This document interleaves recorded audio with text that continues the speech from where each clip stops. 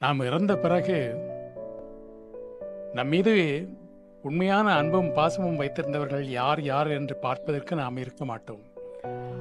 ஆனால் வாழும் காலத்திலேயே ஒருமுறை அதை கணிக்க, அதை அறிந்து கொள்ள இறைவன் கொடுத்த சந்தர்ப்பம்தான் இது. அதிலும் சிலர் என் குரலை கேட்டதும் கதறியா அழுததை கேட்டு தனித்துவமான குரல் உச்சரிப்பு, தமிழ் மொழியை அழுத்தம் திருத்தமாக பேசுவதன் மூலம் பிரபலமடைந்த இலங்கை வானொலி அறிவிப்பாளர் BH அப்துல் ஹமீத் தனியார் தொலைக்காட்சியில் ஒலிபரப்பான பாட்டுக்கு பாட்டின் நிகழ்ச்சி மூலம் ஏராளமான ரசிகர்களை கவர்ந்தவர்.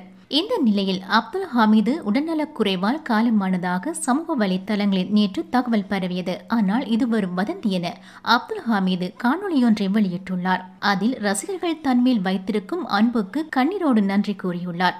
முன்னதாக அப்துல் ஹமீத் இறந்துவிட்டதாக 2 முறை செய்தி வெளியாகி பின்னர் வதந்தி என உறுதி செய்யப்பட்டது குறிப்பிடத்தக்கது. இந்த நிலையில் நான் 3 முறை மரணமாகி உயிர் பிழைத்திருக்கின்றேன் என அப்துல் ஹமீத் தெரிவித்துள்ளார்.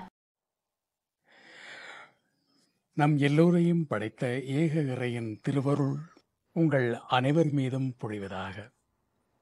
மாண்டவன் மீண்டு வந்து பேசுகின்றானே என்று சிலர் வியந்து நோக்கக்கூடும். நேற்று இலங்கை நேரப்படி நள்ளிரவு முதல் இந்த நிமிடம் வரை நான் நித்திரை கொள்ளவில்லை.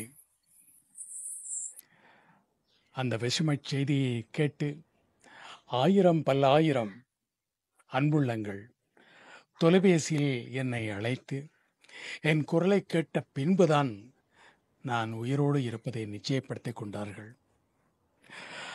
அதிலும் சிலர் என் குரலை கேட்டதும் கதறியா அழுததை கேட்டு என்னால் தாங்க முடியவில்லை. இத்தனை 1000 அன்புள்ளங்களை நான் பெற என்ன தவம் செய்து ஈன்றாளோ என் அன்னை என்று நான் நினைத்துக் கொண்டேன்.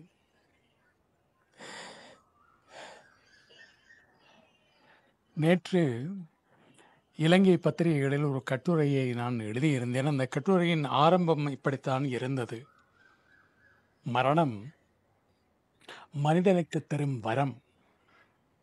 அவனை பற்றிய எதிர்மறையான சிந்தனைகளை எல்லாம் மறக்கச் செய்து அவனுடைய நல்ல பக்கத்தை மட்டும், அந்த நல்ல நினைவுகளை மட்டும் இறைமேட்டி பேசி மகிழ்வது. அப்படி ஒரு அனுபவம்தான் எனக்கு கிடைத்திருக்கிறது. காரணம், பல்லாயிரம் அன்புள்ளங்கள் என்னை நேசித்தாலும் என் துறைசார் பொறாமை காரணமாக அல்லது மதமாச்சரியங்கள் கொண்ட சிலர், விரல் விட்டு எண்ணக்கூடிய சிலர், இதுவரை காலமும் எதிர்மறையான விமர்சனங்களை பரப்பியிருக்கலாம். ஆனால் இந்த செய்தியை கேள்விப்பட்ட நேரம் முதல் என்னை பற்றிய நல்ல நினைவுகளை மட்டுமே அவர்கள் இறைமேட்டி இருப்பார்கள். இது நான் வாழும் காலம் வரை தொடர வேண்டும் என்று அந்த எல்லோருக்கும் பொதுவான இறைவனை பிரார்த்தனை செய்கின்றேன். இது எனக்கு 3வது அனுபவம்.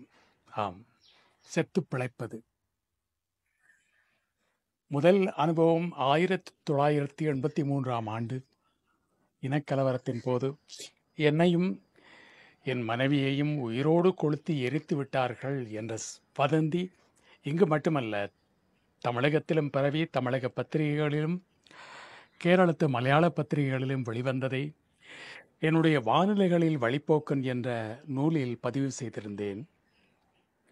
2 ஆண்டுகளுக்கு முன்பு தமிழகத்தில் யூடியூப் தளம் நடத்தும் ஒருவர் அதிக பணம் வருமானம் ஈட்ட வேண்டும் என்ற பேராசையில் என்னுடைய படத்தை போட்டு பிரபல டிவி தொகுப்பாளர் மரணம், கதறி அழுதது குடும்பம் என்ற செய்தி பதிவு செய்திருந்தார்.